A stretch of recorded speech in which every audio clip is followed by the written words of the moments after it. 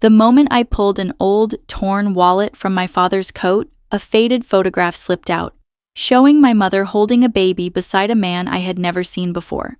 My name is Anna Carter, and that single image shattered everything I thought I knew about my family. Why was the heir's name missing from my grandmother's will? And why does my father panic every time the past comes up? Join me as I uncover the truth buried in secrets, lies, and family legacies. What would you have done if you were in my place? Leave a comment. I'd love to hear your thoughts. The old church bell tolled above the funeral home, its low echo pressing against my chest like a weight I couldn't shake off. The air smelled faintly of lilies and polished wood, the scent of grief carefully arranged to look dignified. I stood in the corner of the hall, near the guest book, my black dress too tight at the throat. My hands felt empty until they found my grandmother's worn leather purse sitting among a box of belongings. It must have been placed there in haste, tucked aside, like an afterthought. I bent down to pick it up, thinking maybe it should be set with her framed photograph near the altar. But as I lifted the cracked wallet from the bottom of the purse, something thin slipped loose. A faded envelope, the kind with brittle edges that seemed ready to crumble if handled too roughly, fluttered to the floor. My pulse stuttered. The neat, looping handwriting on the front spelled one word, Will. I shouldn't have opened it there, not in the middle of the service. I told myself I'd just tuck it back into the purse, but my fingers trembled with their own disobedience, sliding under the flap. Inside lay several official pages, stamped and notarized.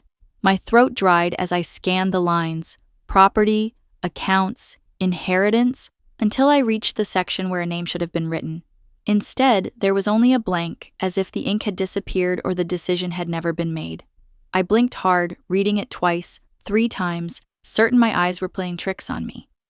Who dies leaving a will without naming an heir?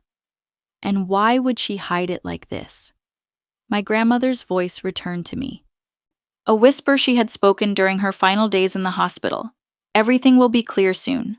At the time, I thought it was the delirium of fading health.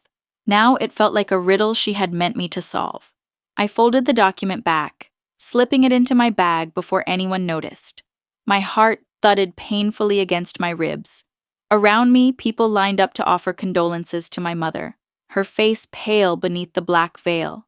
My father stood beside her, stone-faced, stiff in his pressed suit.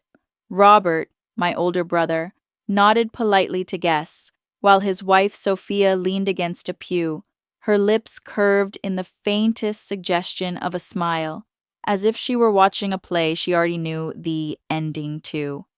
I told myself to breathe, to act normal, but guilt prickled across my skin like static. As I turned, the sound of shoes scraping the wood floor made me freeze. My father was suddenly behind me, his sharp eyes flicking from my hand to the purse. "What are you doing with that?" he asked, his tone clipped. I was just making sure it didn't get lost," I murmured, tucking the purse back into the box.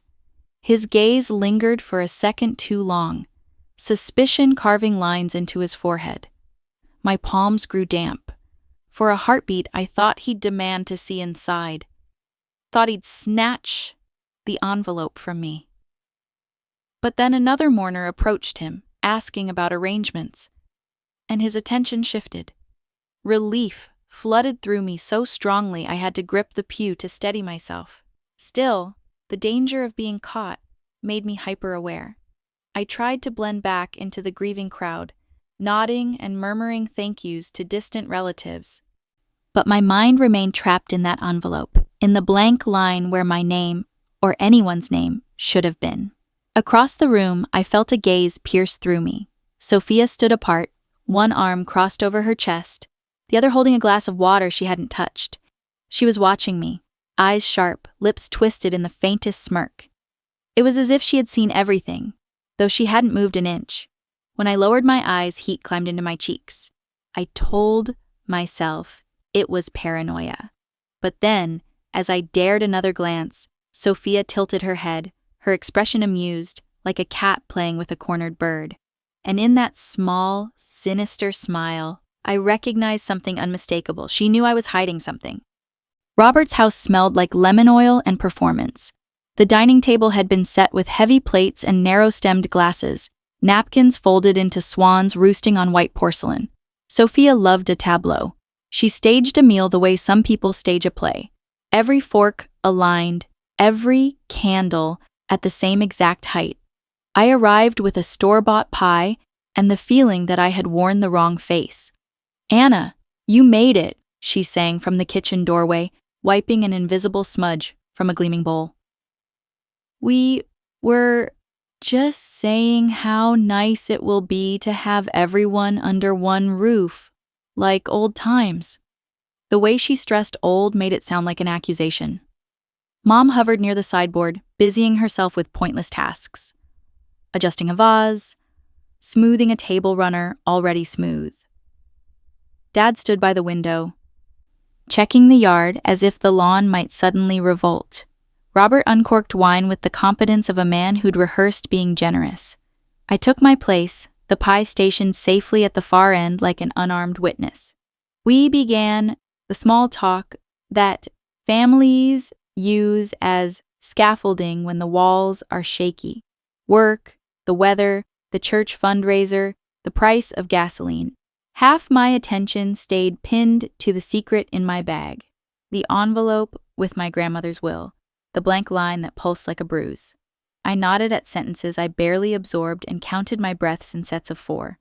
In the spaces between words, I heard my grandmother's whisper, "Everything will be clear soon." Sophia ladled soup with a smile that didn't reach her eyes.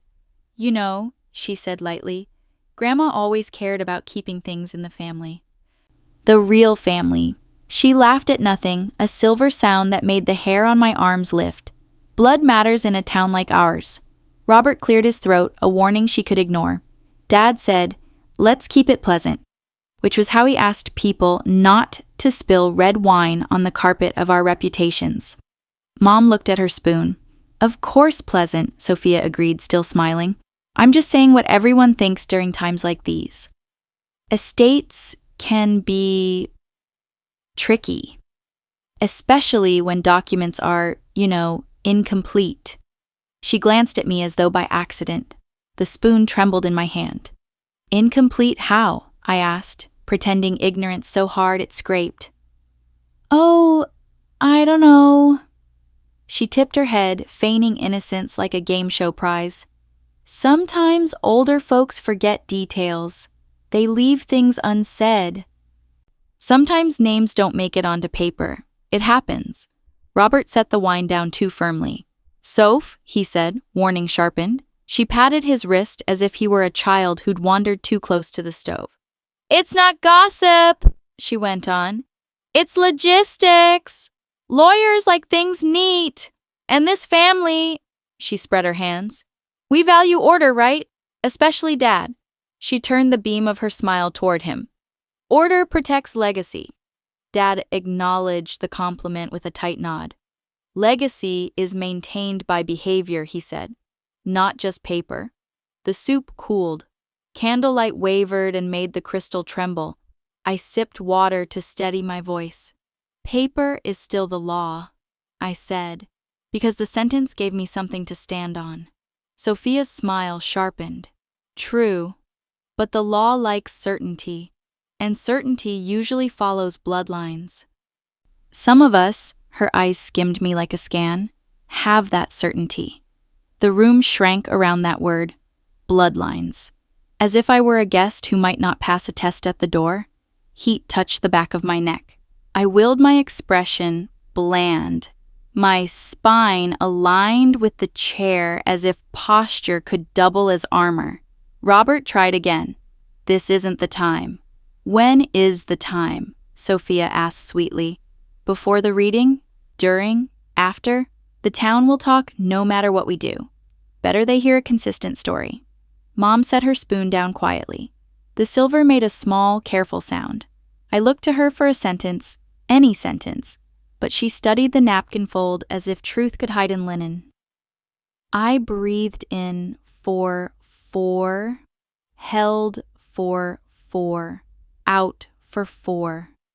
My throat unclenched enough to let words out. I'm here to honor Grandma, I said, arranging my voice into something steady. Not to audition for the family tree. Sophia laughed softly. No one's auditioning. Please don't be dramatic, Anna. I'm trying to keep things calm. She leaned forward just a fraction, enough for me to smell the lemon on her hands. But calm requires clarity. Robert's jaw worked. Sophia. She ignored him, turning toward Dad. You always said our name carries weight. The Carters have standards. Then, to me, with sugar dusted across steel. Not everyone is a Carter on paper. The sentence landed and slid a blade underneath the tablecloth. My pulse leapt. The room tilted for a second and then righted itself. I heard the tick of the clock in the hallway and the faint draft breathing under the back door. I reminded myself of the notarized seal, the official pages, the empty space where a name should go. I reminded myself that emptiness can also be opportunity. I set my spoon down precisely and looked her in the eye. Clarity works both ways, I said, and law is not a rumor you can print on a napkin. For a heartbeat, no one moved. Then Robert exhaled and looked at Dad, who kept his eyes on the table, the way a man might study the grain of wood when the earth is unsteady. Mom's hand brushed my sleeve under the rim of the table. It was brief, a moth swing of contact, but in it I felt apology. Thin, fragile, real. Sophia reclined, satisfied with the mess she'd made look like tidiness. Well, she said brightly, shall we move on to the roast? We moved on because families do, not because anything had improved. The roast was pink at the center and expertly sliced. Conversation flowed in shallow streams around safe rocks. I chewed and swallowed and kept my breathing measured. In my mind, I slid the envelope deeper into my bag and placed a book on top of it, as if weight could equal safety. Everything will be clear soon, my grandmother had promised. I clung to the future tense like a handrail. When the plates were cleared and the coffee appeared, Sophia tilted her cup toward me like a toast. To legacy, she said. To truth, I answered and sipped. As we stood to leave, I felt Mom's gaze on my profile. I turned. Her lips parted as if she meant to speak, but whatever words she found frightened her back into silence. Instead, her fingers touched mine again. 1, 2, gone. A Morse code of regret.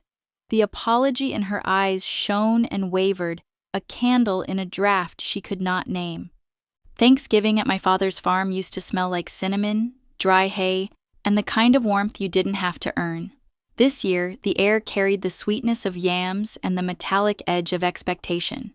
Trucks lined the gravel drive, tailpipes ticking as they cooled. Inside, the long dining table gleamed beneath strings of amber bulbs my mother had hung along the beams. Platters waited on warmers. Laughter rose and fell in the foyer, cheerful as a soundtrack, and yet the house had a new geometry. Every hallway seemed to angle toward the locked cabinet where important papers were kept. Anna, cousins called, pressing chilly cheeks to mine. Someone tucked a cranberry sprig behind my ear. I smiled and thanked and slipped free, acutely aware of the envelope zipped in the sleeve of my bag like a heartbeat I had to hide. The Will's empty line followed me down the hallway, white and humming. Sophia arrived late, coat draped over her shoulders like a cape. Robert trailed her with a tray of wine glasses, performing helpfulness. Happy Thanksgiving, she said brightly to the room, and then, softer to me, happy clarity. The pause was deliberate, the word a stick drawn across the surface of still water. We gathered in the parlor for grace. Dad stood, broad and polished, the patriarch he practiced to be. We are grateful, he said, for family, for health, for the legacy entrusted to us. His gaze drifted over the room and did not stop anywhere long enough to land. I bowed my head and thought of my grandmother whispering, "Everything will be clear soon," as if the sentence were itself a prayer. Dinner began with clatter and relief. People talked so fast the air seemed to lift, lightened by stories about weather and harvest and football. It should have worked, but talk, like steam, always finds the cracks. The conversation thinned near the middle of the meal, and that was all the space Sophia needed. "Do you remember how Grandma used to say, 'Keep the line straight'?" she asked, smiling as if recalling a recipe. She meant rows of corn, of course, but I've always thought she also meant the bloodline. Forks paused, hovered, returned to plates. An uncle laughed into his napkin. Across the table, Mom straightened the centerpiece, which did not need straightening. "She meant hard work," I said evenly. "She meant doing things properly." "Oh, properly," Sophia echoed, "like documents done properly, with all the necessary names." Her eyes flicked to me and away. "The cut a practiced one." Robert cleared his throat. "Soph, it's natural to wonder," she continued, gentling her tone the way you'd soothe a nervous horse. "When time passes, when papers are old, sometimes signatures fade, sometimes spaces are left open. Then families are left to interpret and to protect what is rightfully theirs," a cousin whispered to another. The long maple table seemed to lengthen, pushing people out toward the edges. I felt heat cross my collarbone, a flush I refused to hide. "I'm not here to interpret anything," I said, keeping my voice calm. "I'm here because we're family." Sophia's smile didn't waver. "Exactly, family. Which is why certainty matters." "Certainty," I said, "comes from facts." "Facts often come from blood," she said sweetly, and dabbed at a non-existent crumb. The room tilted toward silence. The chandelier hummed. Outside, wind nicked the copper weather vane. Its faint squeak traveled the rafters like a warning. I set down my knife and met her gaze. "I only want the truth." Aunt Karen's eyes, clear, assessing, moved from Sophia to me and back again, as if she were marking a line on a map no one else could see. My father lifted his glass, decisive. "We will not gnaw on bones at Thanksgiving," he said. The diction clipped. "There will be a reading." "The will?" a cousin blurted. "Today?" Dad shook his head. "Soon, properly, with counsel present." He looked at Mr. Bell, who had arrived late and stood near the doorway, unobtrusive, in a charcoal suit that swallowed the lamplight. The lawyer inclined his head without committing to more than gravity. Sophia folded her napkin with delicate satisfaction. "Good," she said. "Clarity." The word again, placed like a coin in a slot. Conversation resumed in a new shape, shorter, stiffer. The turkey cooled. I tried to taste the food, to connect my fork to flavor, but everything reduced to texture. The grain of the table under my palm, the slick of gravy, the grit of worry against my molars. I thought of the blank line and felt its pull, an undertow inside a paragraph. When dessert appeared, Dad rose once more and thanked everyone for coming. He repeated the promise. There would be a formal reading within the month. His voice had the ring of a gavel without the bench. People nodded, grateful for a date-shaped peace. I exhaled, not relief exactly, but the feeling of a clock being wound. As plates were cleared, I slipped into the mudroom to breathe cooler air. Boots lined the wall like a row of unsmiling sentries. Through the small window, the pasture lay slate and patient under a pale sky. My phone vibrated. A single message from a number saved as Karen. "Meet me tomorrow. Just us. I can help." I stared at the screen until my reflection blurred in the glass. Help. The word loosened something between my ribs. I typed back yes, then added when and where. The reply arrived almost immediately. "Morning. The old diner. Bring what you found." When I returned to the dining room, Sophia was laughing softly with a cluster of cousins, her hand painting little arcs in the air. She saw me and tilted her head, a look of benign curiosity arranged with care. I took my seat and lifted my water, keeping my face unremarkable. Under the table, my fingers touched the hidden zipper in my bag and felt the secure edge of paper. Dad tapped his glass for one last moment of order. "To Margaret," he said, and everyone raised their drinks. To the line she planted and the harvest we keep. To truth, I said, barely above a whisper. Aunt Karen caught my eye across the candles and gave the smallest nod, a signal so slight it could be mistaken for the shadow of a flame. It was enough. The holiday had become a ledger. At least now I knew which side to write on. Tomorrow, the map would change. The key sat in my palm like a sliver of winter. Aunt Karen pressed it there in the diner's back booth, the formica sticky with a gloss only time can shellac. The old place in Brooklyn, she said, voice low. Your grandmother kept a trunk in the attic. Your mother visited it once after you were born. No one's been up there in years. She didn't hold my gaze long. The bell above the door chimed, and she slid out of the booth as if the decision had already been made for me. Bring a flashlight, she added. And a mask. Dust remembers things. By afternoon, I was climbing a narrow staircase whose treads had learned every footstep in our family.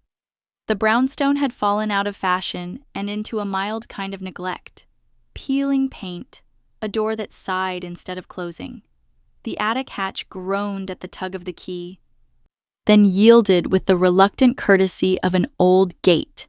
Air rose toward me in a rush, dry and granular, full of cedar, paper, and the barest trace of my grandmother's perfume. I pulled the string on a dangling bulb, and a cone of light bloomed, small and decisive. Boxes crouched beneath the slanted roof like sleeping animals. I moved slowly so the insulation wouldn't explode into my throat. The bulb hummed. Outside, a train worked the rails with a distant, stubborn rhythm. On the far wall waited a battered trunk, a steamer with brass corners, its leather cracked like old riverbeds. The lock resisted, then snapped, and the lid lifted with a sigh that sounded too much like relief. Inside, linens yellowed to a tea stain, a nest of lace, albums furred at the edges. Beneath them, a neat row of notebooks bound with twine. I knew the careful script before I even opened the first one. My mother's steady hand, the same loops that labeled spice jars and school photos. The cover read simply, Winter. I sat cross-legged on the floorboards and opened to a page halfway through, then forced myself back to the beginning. Notes about errands and recipes gave way to fragments of weather, to grocery lists, to small interior storms, and then, threaded through the domestic hum, a calendar of the body. Dates counted, days circled, the soft arithmetic of expectancy.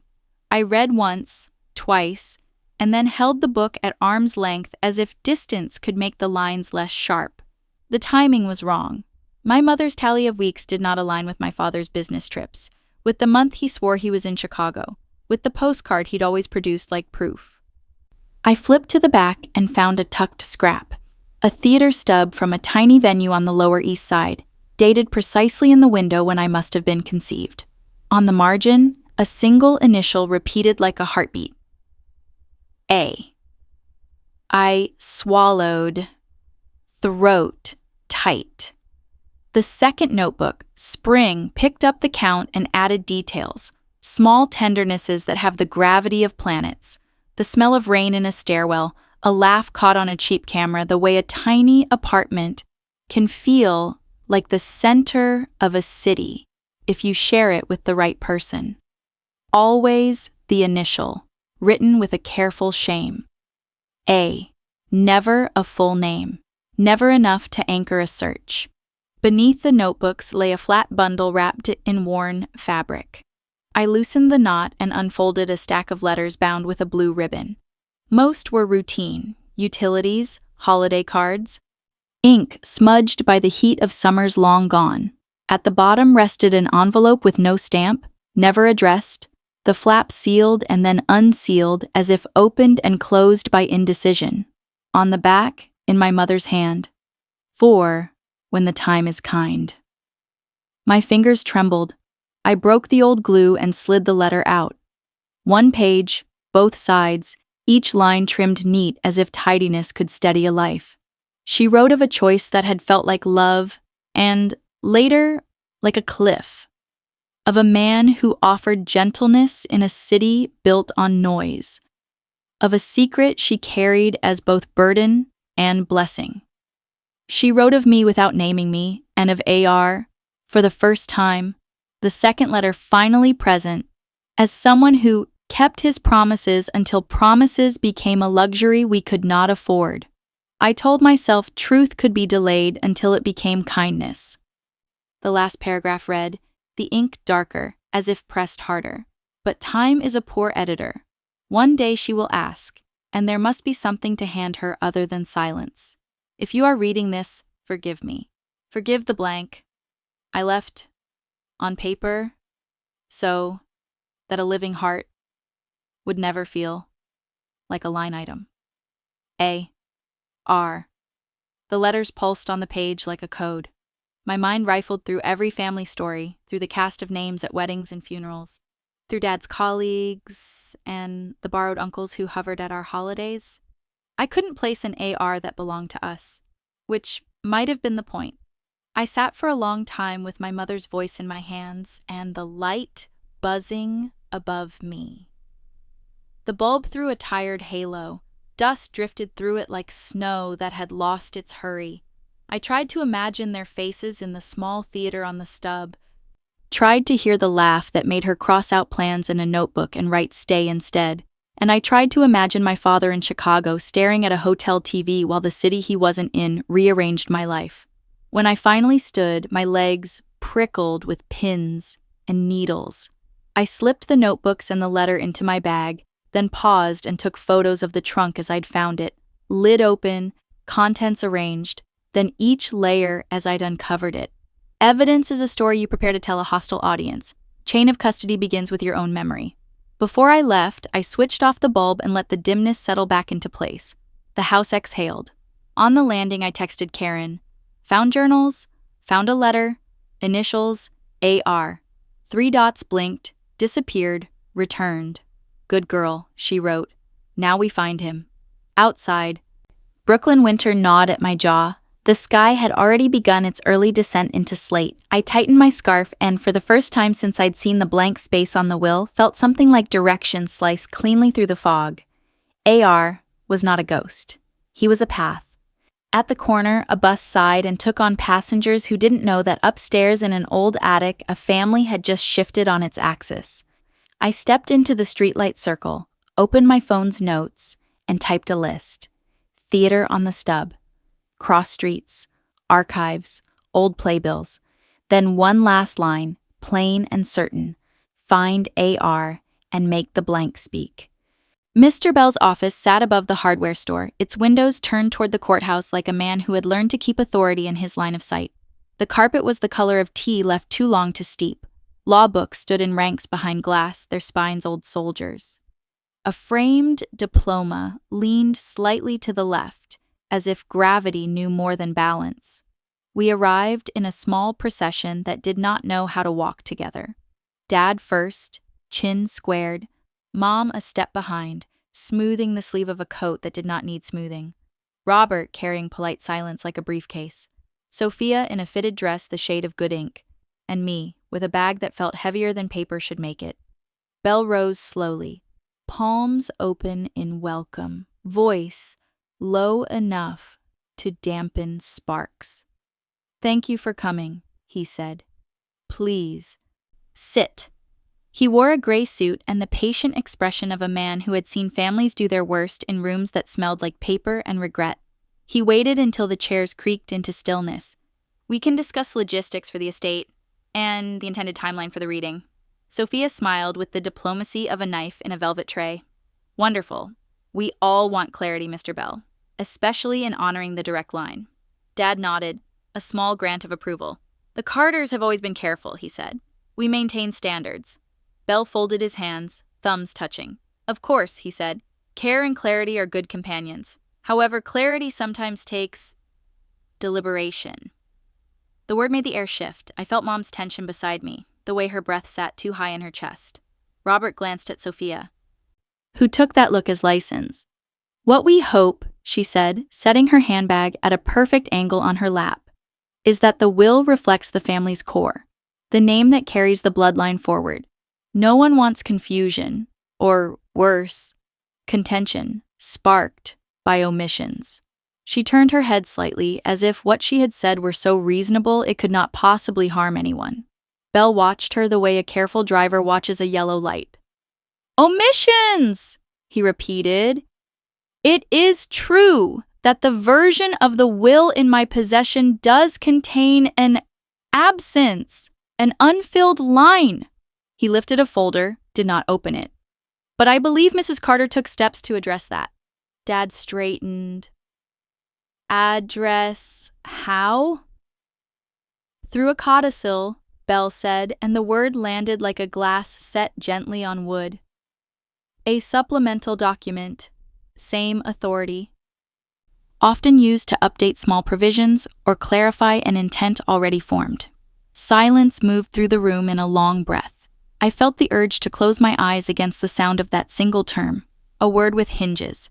My fingers tightened around the strap of my bag. Sophia's smile thinned into calculation. "A codicil," she said, carefully casual. "And we all know for whom it speaks?" Her eyes skimmed past me as if I were a shadow passing over a field. Belle did not look away. "The codicil speaks for the testator," he said, as she wished to be understood. "That is not an answer," Dad said. "It is not yet the time for an answer," Belle replied, and there was a spine inside the mildness of his voice. "My obligation is to preserve the integrity of the documents until the formal reading. Chain of custody matters." "I trust you appreciate that." I heard the phrase like a reassurance meant for me. Chain of custody. Keep the line straight. I thought of the photos I had taken in the attic, the logs I had begun to keep, the list on my phone. Evidence is a story built slowly enough that it cannot be blown down. Sophia leaned forward, palms together, the picture of poise. "We appreciate procedure, Mr. Bell.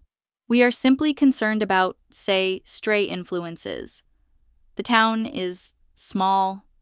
People talk. Unfounded claims could cause embarrassment." She looked at me when she said the last word, a gentle dart. Mom's hands found each other on her lap and stayed there, a fragile truce. Robert cleared his throat. "We all care about Grandma's intent," he said, trying a bridge that might hold. Karen's voice arrived from the doorway before the rest of her did. "Intent is not a popularity contest." She stepped inside with the unhurried certainty of someone who had decided when to enter the play. Her coat was unbuttoned, her hair held the faint mark of wind. Belle stood to greet her. Surprise, passing like a shadow, and then gone. "Aunt Karen," Dad said, displeasure compressed into the shape of her name. She nodded to the room and took the empty chair beside me without asking permission from anyone. "Margaret was precise," she said to Belle. "She would never leave a blank if she had settled her mind. If there is a codicil, it is not an accident. It is a correction." Sophia's smile flickered. "We all want what is fair." Karen met her gaze with sunlight that could burn. "Fair and law are not synonyms," she said, "but they meet more often than rumor thinks." Dad's voice cooled a few degrees. "No one is cutting anyone out. We are safeguarding the inheritance." Karen tipped her head. "By floating the notion that someone might not be a Carter on paper, that is not safeguarding. That is smearing." The word landed soft and stained anyway. Belle raised a hand, not to silence, but to level. "We will proceed properly, within 2 weeks with witnesses. Until then, discretion serves everyone." Sophia exhaled through her nose, the picture of patience with stubborn children.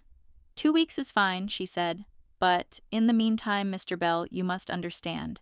If a name appears that does not reflect the true line, the family will contest." Karen's chair creaked as she turned slightly toward me.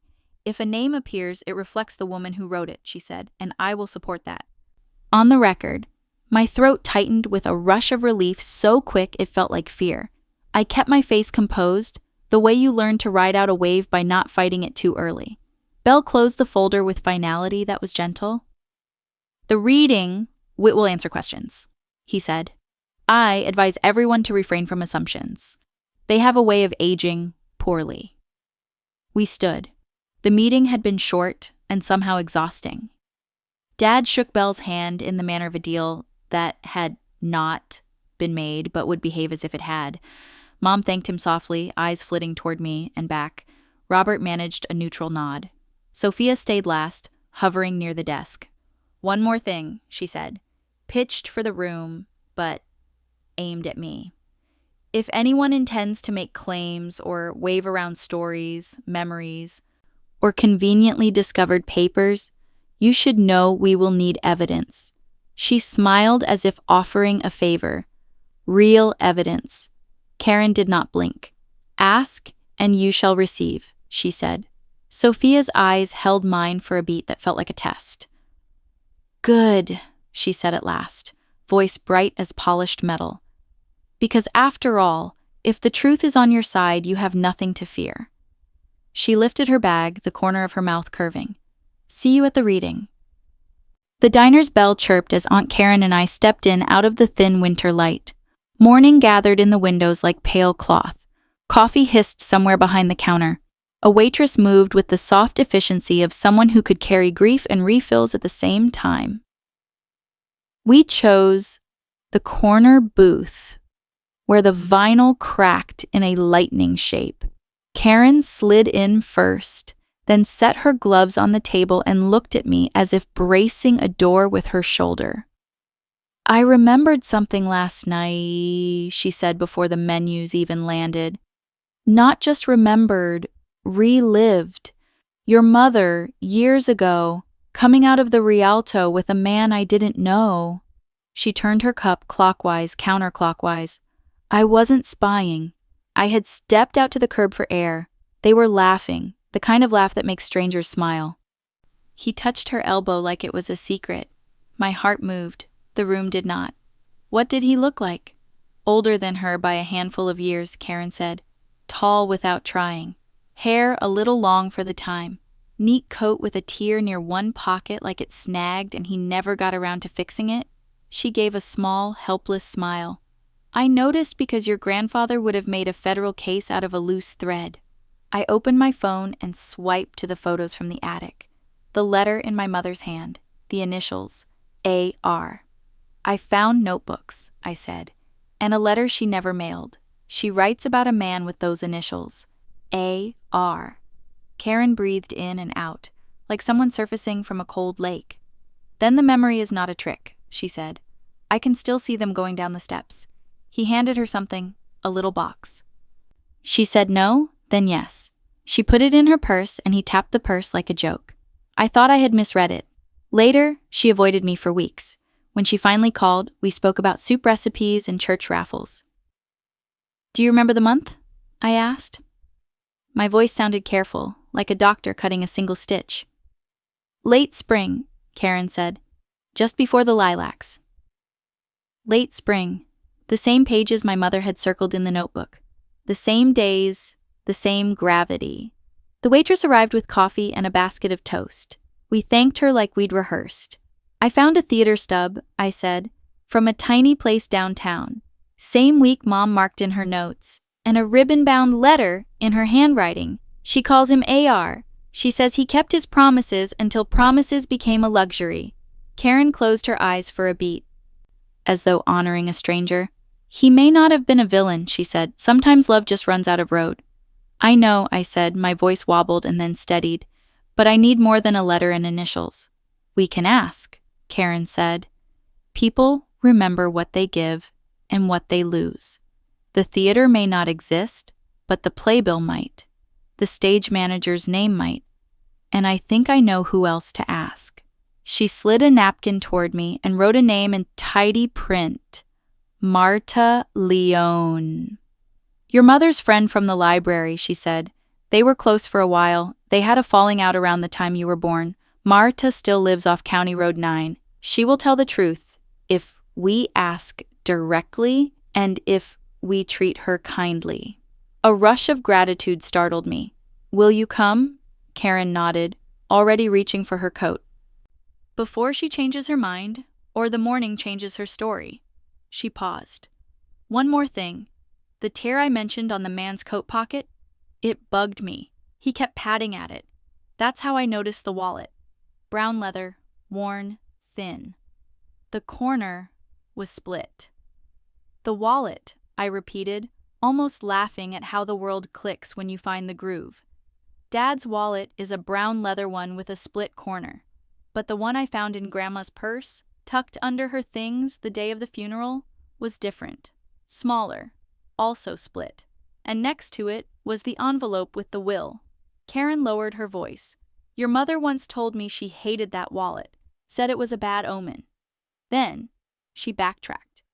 Said it was sentimental. Said it was a gift she couldn't throw away. A gift from AR, I said. I could feel the room reassemble itself around the sentence. A line in my mind went taut. The ragged leather had been a breadcrumb this whole time. We drove to Marta's bungalow, the day thin and gray, the fields quiet under a skin of frost. Wind rattled a wind chime into a nervous song. Marta opened the door with a look of braced hospitality. She had the bright, direct eyes of someone who had not surrendered any of her truth to time. We're not selling anything, Karen said gently. We're collecting. About Linda. Linda, Marta repeated, and the name softened at the edges. She led us to a small sitting room where the furniture remembered other rooms. We explained what we had, what we didn't. I showed her the photo of the letter without letting the letter leave my phone. I said the initials, just once. Marta folded her hands around her knee and stared at a point just to the left of me. He came into the library one afternoon, she said.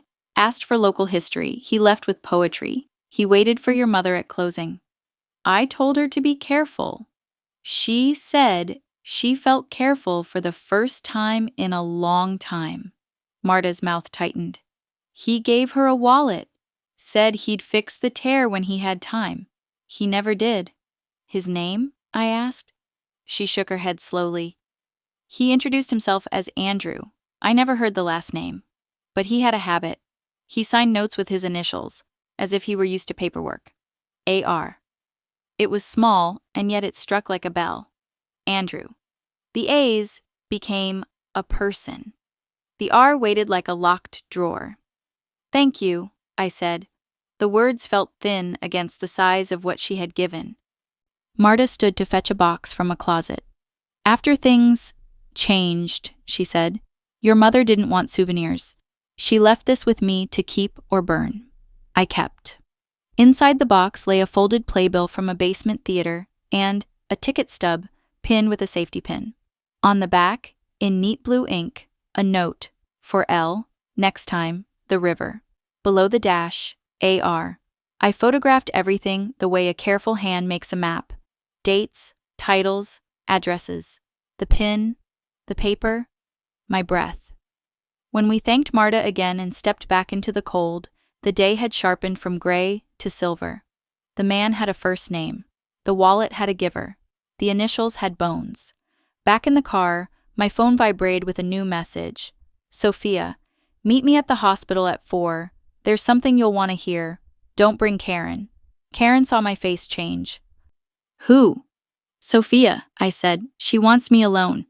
Karen started the engine as if warming a shield. You won't be, not really. I looked at the message again, then at the playbill in my lap, then at the road unspooling ahead. The clues no longer floated. They threaded. The path led forward, toward a sterile hallway, and whatever story Sophia wanted to throw like a stone. I typed back one word. Okay. Then I turned the ticket stub over and traced the initials until the paper remembered them. The clinic's waiting room smelled like antiseptic and winter coats. A toy train circled a felt mountain on a low table, the engine clicking over the same seam as if persistence were a virtue. I wasn't here as a patient. I'd come to pick up a printed consent packet the lab required if I ever decided to request a legally admissible DNA test. The receptionist, Ginny, knew me from the library and waved me toward an empty office to wait. 5 minutes, she said, already answering another ringing phone. The office was small and tidy. A desk with a monitor, a pot plant that had decided to live. I set my bag on the chair and breathed in the quiet. My mind kept peeling back to the diner, to Marta's name, to AR turning into Andrew in my mother's careful script. The path forward felt fragile, and I didn't want to jolt it. A soft knock. I turned, expecting Ginny. Instead, Sophia leaned in, a winter smile arranged on her face like a corsage. "Oh, Anna," she said lightly, as if bumping into me were the charming accident of a small town. "I was just dropping off a donation drive flyer. They let me leave things on this desk." She stepped inside without waiting for permission, set a small silver USB on the blotter, and smoothed the paper beneath it. "Community spirit, you know." My scalp prickled. "You volunteer here now?" "Now and then," she said. "It's good to be useful." Her eyes grazed the desk, the chair, my hands. "I heard you're looking into documents. Be careful. People tend to hear what fits their story." Her smile brightened by a degree. "Evidence is king." "Then we agree," I said, and kept my voice level. She touched the USB with one finger. Casual as a cat's paw. "Could you make sure this gets to the right person? Ginny knows." Before I could answer, the receptionist called her name from the hall, and Sophia slipped out with a quick wave, leaving the silver rectangle shining under the fluorescent light. Alone again, I stared at the drive. Every part of me wanted to push it across the desk and forget it existed. Another part, sharpened by the attic and the diner and Mr. Bell's careful warnings, made a different calculation. I pulled out my phone, turned on the camera, and took a wide photo of the desk, then a close-up of the USB, brand, capacity, any scuffs. Chain of custody begins with your own eyes, I reminded myself. I opened the office computer, logged into a guest account, and photographed the login screen with the timestamp in the corner. When I inserted the drive, a tiny red LED blinked once, eager. The file directory appeared, a single audio file labeled voice note.wave. Too neat. I took a picture of the screen, then hovered the cursor without opening it and copied the file to the desktop. The progress bar inched forward. At 98%, a second file flashed into existence and vanished. Cleanup.bat. So fast, it felt like a blink I had imagined. The copy finished. I ejected the drive immediately and slipped it into a clean, plastic bag from my purse, sealing the zip with a steady hand. I double-clicked the copy. A second later, my voice, filled the little office. Brittle, clipped, unmistakable. "I don't care what Grandma wanted. If the paper's blank, we can make it say anything. I'll get what I deserve." The words were wrong in exactly the right way, my cadence without my conscience. The audio had the two smooth edges of a forgery, a seam my ear could feel even if I couldn't prove it yet. I stopped the playback, bile rising. The file's properties showed it had been created an hour ago and modified 2 minutes earlier. I photographed that too, and the system clock and the USB in its bag. Then I checked the desktop folder where I had copied the audio. Empty. The file had evaporated like spit on a skillet. Auto-purge. Of course. I looked at the recycle bin. It was as if the file had never existed. My pulse banged once, then steadied into a beat I could think inside. I opened the computer's event viewer, a dull interface I loved precisely because it never pretended to be charming. The system logs listed a removable storage connection, the creation of a temporary file, a scheduled task running and terminating, and a deletion with no user prompt. I took photos of each entry and emailed them to myself and to a new address I kept for exactly this kind of thing. From my bag, I pulled a portable recorder I used at the library to document oral histories. I set it next to the keyboard and narrated what had just happened. Time, place, names, the act of insertion, the file's label, the apparent script, the purge. I spoke slowly, the way you do when you want an invisible audience to understand and believe you. Then I sealed the USB and the recorder together in the plastic bag and wrote the time across the top with a Sharpie. When Ginny finally came in with the printed packet, I had arranged the desk back to its earlier innocence. "Thanks for waiting," she said. "Donation flyer?" "On the blotter," I said. Or, the silver USB belongs with it. Ginny frowned. We don't take devices. Hypa, nightmare. I thought so, I said, and let the bag sit between us for a beat before I slid it into my tote. I'll make sure it goes to the right person. Out in the parking lot, December sharpened the air until it felt like glass. I sat in my car and let the heater stutter toward warmth while I texted Karen. Sophia left a USB at the clinic. Audio fake of me. Auto deleted. I captured logs. The typing dots appeared, vanished, returned. Good. Don't touch it again. We'll get an expert. I forwarded the event log photos to Mr. Bell with a brief note. Evidence of attempted fabrication encountered at the clinic. Preserving chain of custody. Happy to deliver in person. Then I drove to the library, where I used the public scanner to make PDFs of my photos, stamped with the machine's automatic date and time in the margin. Paper makes people behave. By late afternoon, my phone buzzed with a group text from Robert. Christmas Eve, our place. Family only. 7 p.m. An invitation disguised as a summons. A minute later, Sophia's separate message arrived, sugared and precise. See you then, Anna. Maybe bring your evidence. We'll all be eager to hear it. A holly emoji glittered at the end like broken glass. I stared at the screen until the heaters clicked off and the library's hum turned hollow.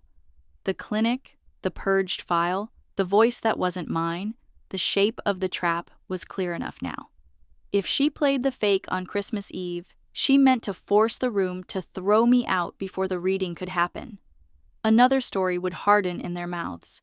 By the time the codicil emerged, the damage would be done. I packed the recorder and the sealed USB deeper in my tote and locked it in the library's safe drawer, signing the log with the time. Chain of custody like stitches. Small, necessary, invisible from a distance. When I stepped outside, the sky had fallen into early dark, the town strung in patient lights. Somewhere, a choir was rehearsing a carol about peace on earth. I stood on the steps and breathed, steady and slow. Christmas Eve, I said out loud to the cold air. Fine, we'll make it a hearing. Snow powdered the porch steps like sifted sugar, and the wreath on Mom's door smelled faintly of pine and something scorched from the oven. Inside, Christmas Eve had been arranged with the competence of muscle memory. Cranberry candles, a bowl of clementines with their leaves still on, a record player murmuring old carols. People arrived in coats shining with snowflakes and voices tuned for cheer. I stood by the tree and watched the lights blink as if they were breathing. Sophia breezed in late, cheeks bright, a tin of cookies in one hand and her phone in the other. Traffic, she apologized to the room without apology. She kissed Mom's cheek lightly, hugged Robert in a way that photographed well, and took a place near the mantel, where the light gilded her hair. I felt the air thin and sharpen, as if the room recognized a storm dressed like company. We ate, we laughed, we performed the ritual choreography of not talking about the thing we'd come to witness. Dad carved the ham with a steadiness that felt like a dare. Aunt Karen refilled water glasses and rearranged the cheese plate like a protective spell. Mr. Bell, invited in the name of neighborliness, stood near the bookcase with a paper plate and the posture of a man who had learned to be present without becoming bait. When coffee was poured and the record flipped, Sophia touched her phone and cleared her throat. Before we open stockings, she said lightly, I thought it might be helpful to share something. For clarity.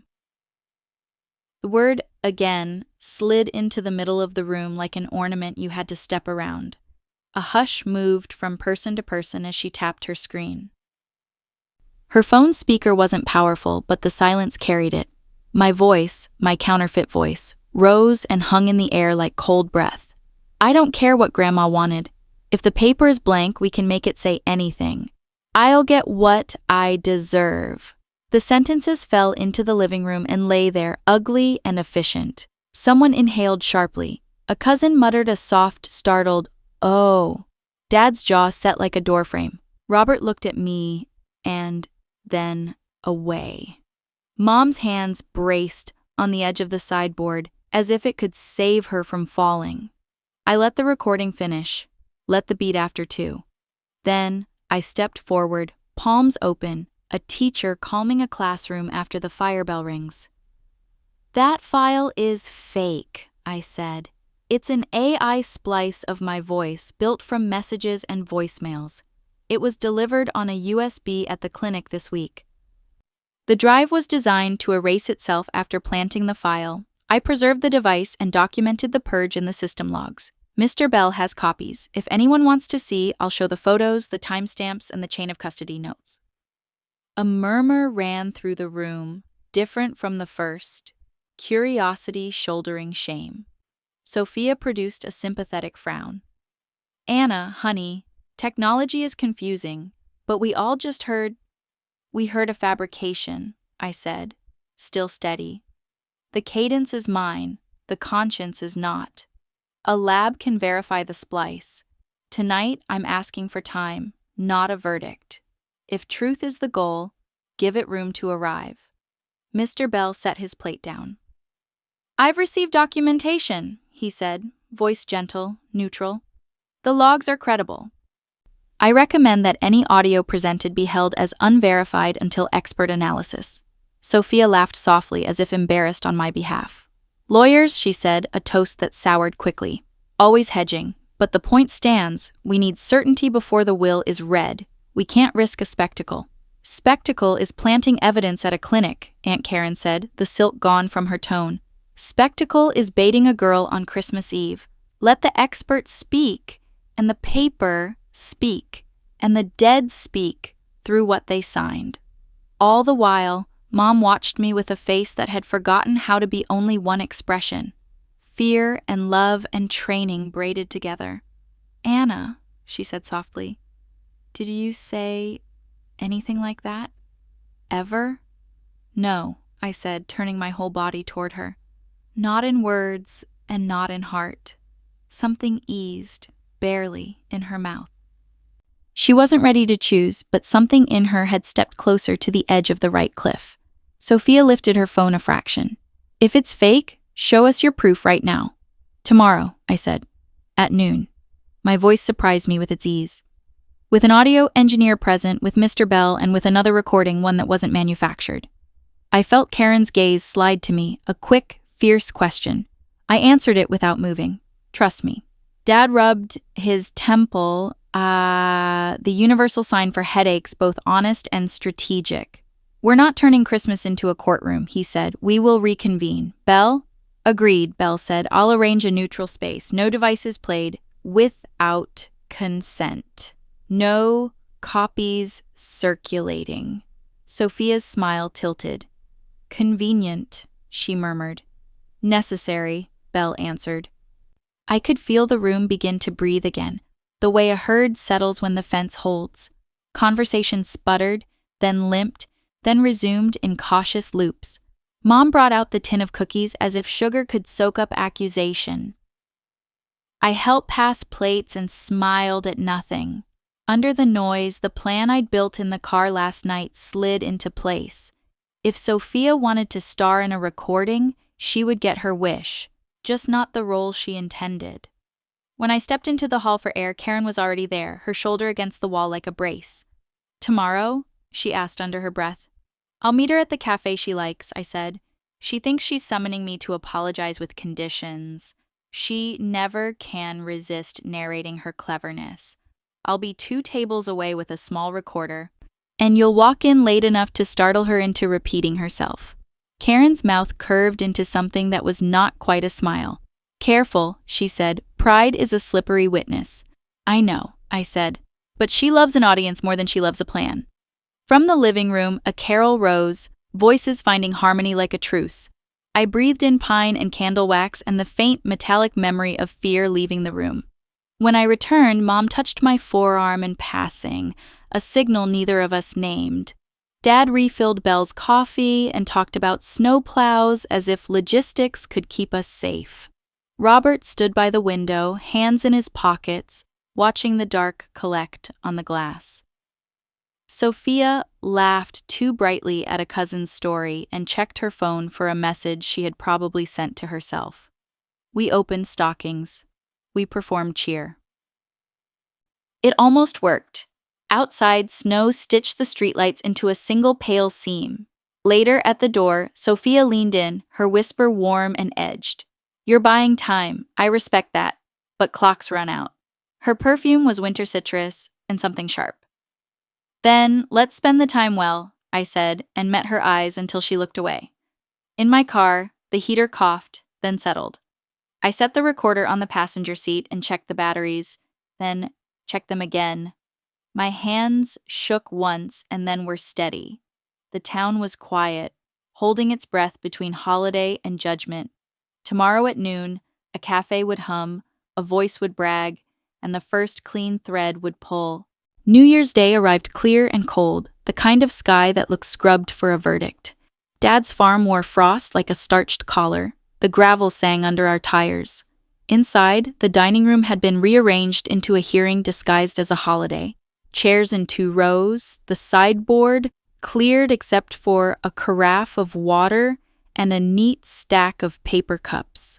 Someone had tied a ribbon around a sprig of fir and taped it to the mantel, as if to insist this was still a family gathering. It felt like a courtroom that remembered Christmas. Mr. Bell stood near the window, a small speaker and a folder on the table beside him. Aunt Karen moved through the room, laying out notepads and pens as if truth were a class that could be taught if everyone just took decent notes. Mom hovered at the doorway, fingers worrying the edge of her cardigan. Dad paced once, then anchored himself behind a chair like a man committing to a position. Robert stayed near the coffee, pouring for anyone who would let him be useful. Sophia arrived last, punctuality sharpened into performance, her phone tucked against her palm like a polished stone. "We're here for clarity," Dad said, his voice trimmed short. "Bell?" Bell nodded, eyes calm. "2 matters," he said.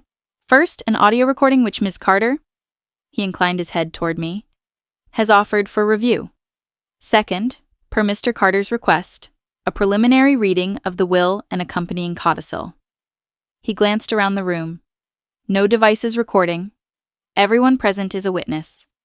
Sophia smiled as if indulging a child. "Wonderful. I do love procedure."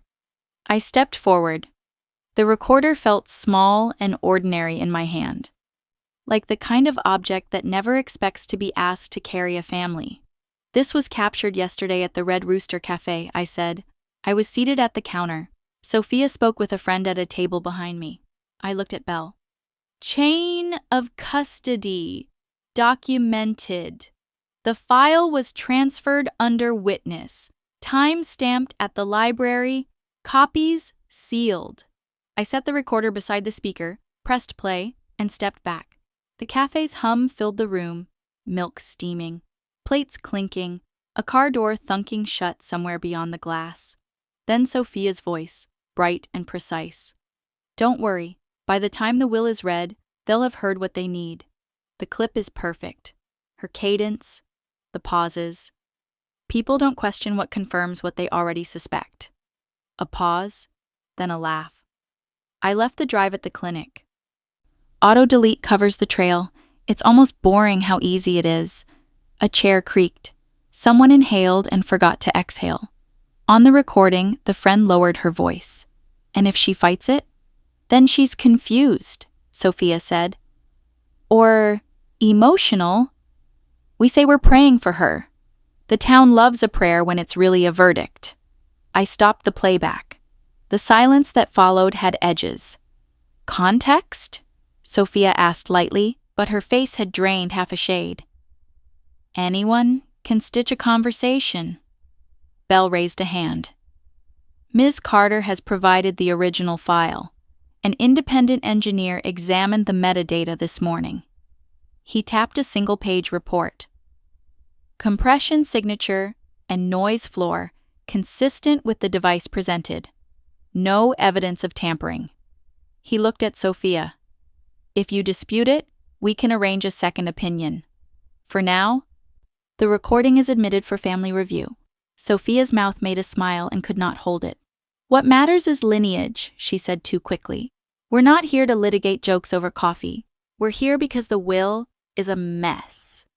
And the mess was helpful to you, Aunt Karen said, not unkindly. That is now on the record. She turned to Belle. Proceed. Belle opened his folder. The rustle of paper sounded like weather. The last will and testament of Margaret Carter, he read, formal and steady, executed 2 years ago. He summarized the boilerplate, debts, bequests, the farm, the modest fund established for scholarships at the school. Then he came to the line that had haunted my nights. The original document contains an unfilled space for the primary heir. He let the fact sit. However, and here the room leaned forward, 6 months later, Mrs. Carter executed a codicil. It names the intended heir and clarifies her reasons. Mom's hand crept toward the back of a chair and stayed there. Dad's jaw set. Sophia stared at the window as if outside might offer a different draft. Belle lifted a second page. Quote, I leave the farm and its principal account to my granddaughter, Anna Carter, for reasons of character and stewardship. I have left a blank in the original out of caution and to protect her until certain truths could be told. This codicil reflects my settled intent. I trust her to tend what I tended. He set the page down and folded his hands. Signed, witnessed, notarized. The word granddaughter seemed to reverberate in the wood. Relief surged and faltered in me. Tangled with a dozen other things I didn't have names for. I felt myself shake and locked my knees. Dad cleared his throat. You knew this and withheld it, he said to Belle, anger held under glass. I preserved it, Belle said evenly. As the law requires, Sophia found breath. Intent is not biology, she said, clinging to the last plank. If blood doesn't back paper, paper tears. I turned to her. Then let's talk blood. From my bag, I took a slim envelope labeled in my grandmother's hand. Belle nodded. He had already seen it. With the codicil was a consent for comparison testing, he explained. A hairbrush and a handkerchief kept sealed by Mrs. Carter, along with a notarized statement of chain of custody. He gestured to a second envelope I placed beside the first. Ms. Carter voluntarily provided a sample last week through the clinic. The lab delivered a preliminary report this morning. He lifted a third page. Grandparent-grandchild probability, greater than 99.5%. A sound left Sophia's mouth and had nowhere to go. Robert sat down as if a chair had found him. Dad's eyes closed for a moment, as if sight itself were heavy work. Mom pressed her fingers to her lips, and I couldn't tell if the gesture was to keep a sob in or a truth from spilling out too fast. Legally, Belle said, the codicil governs. Practically, the DNA erases any claim that Ms. Carter is not of the line. I heard the sentence, and for a second I was 10 again, waiting on the porch for my grandmother to come back from the hen house, practicing what I would say to her about nothing and everything. My throat swelled. The room sharpened. Aunt Karen's hand found my shoulder and squeezed once. I stood straighter on borrowed steadiness. Sophia gathered herself, shards arranging into something that wished to be whole.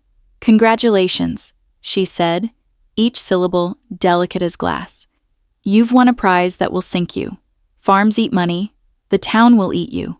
Legacy is a mouth with no bottom. Legacy is a field, Aunt Karen said softly.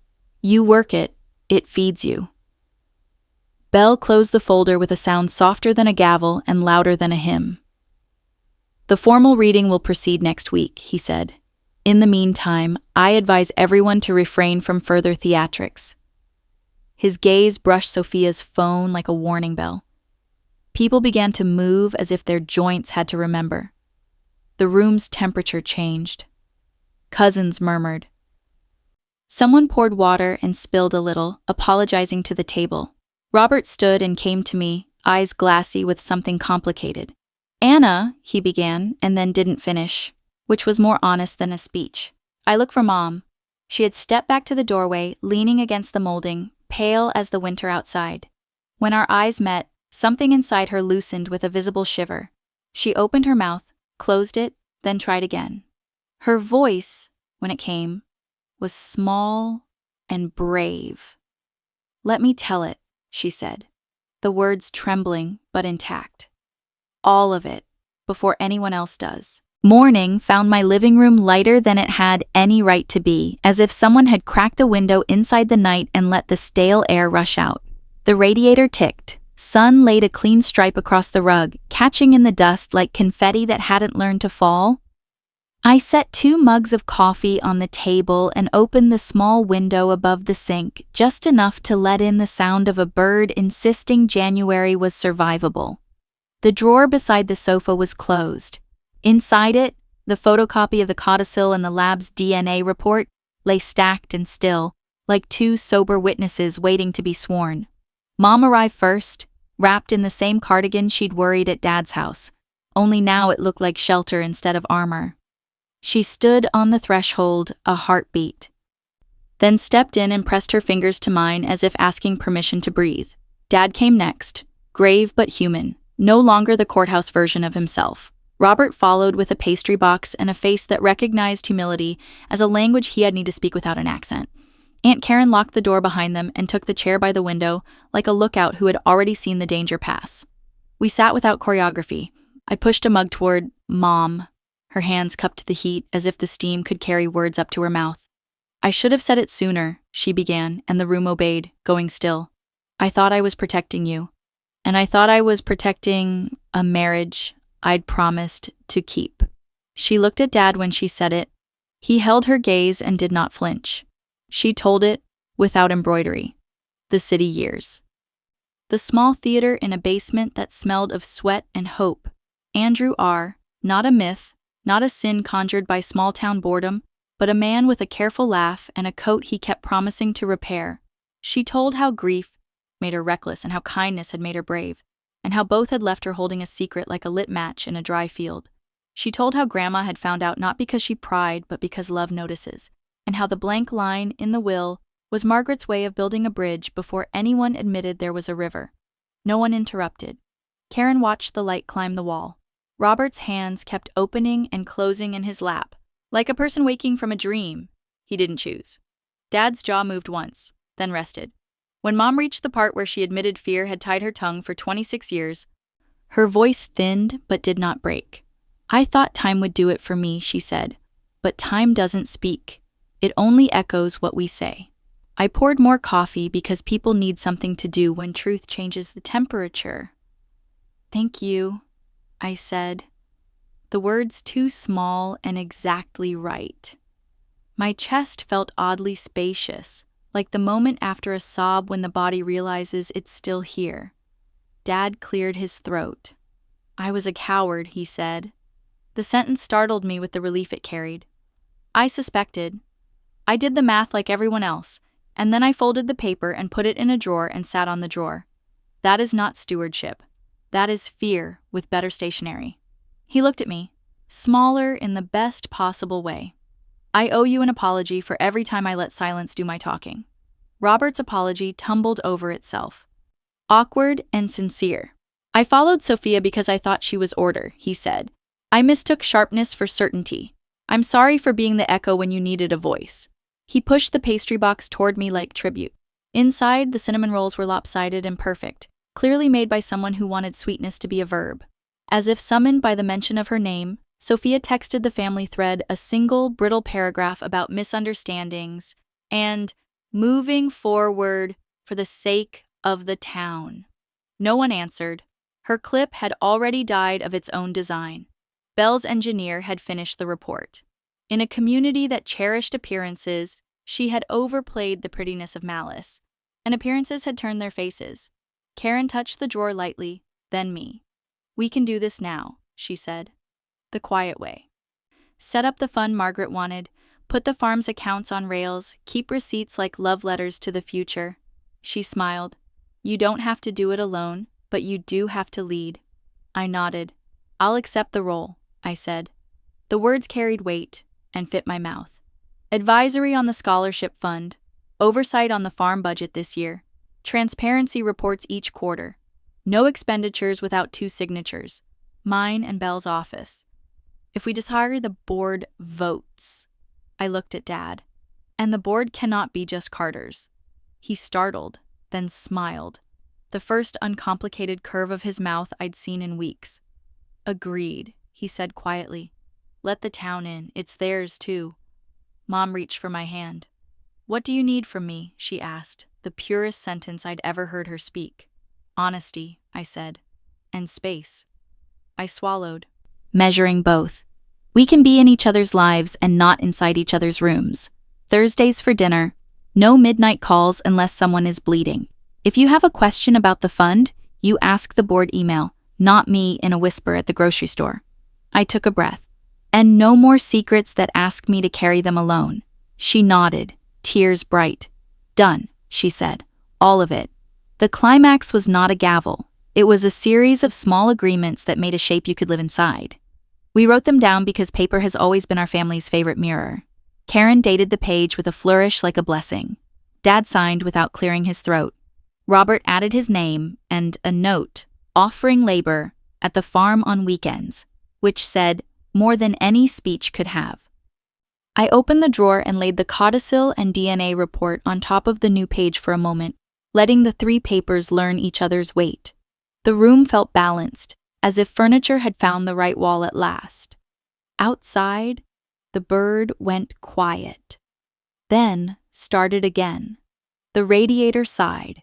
We ate the imperfect cinnamon rolls with our fingers, and sugar dusted the map of our new morning.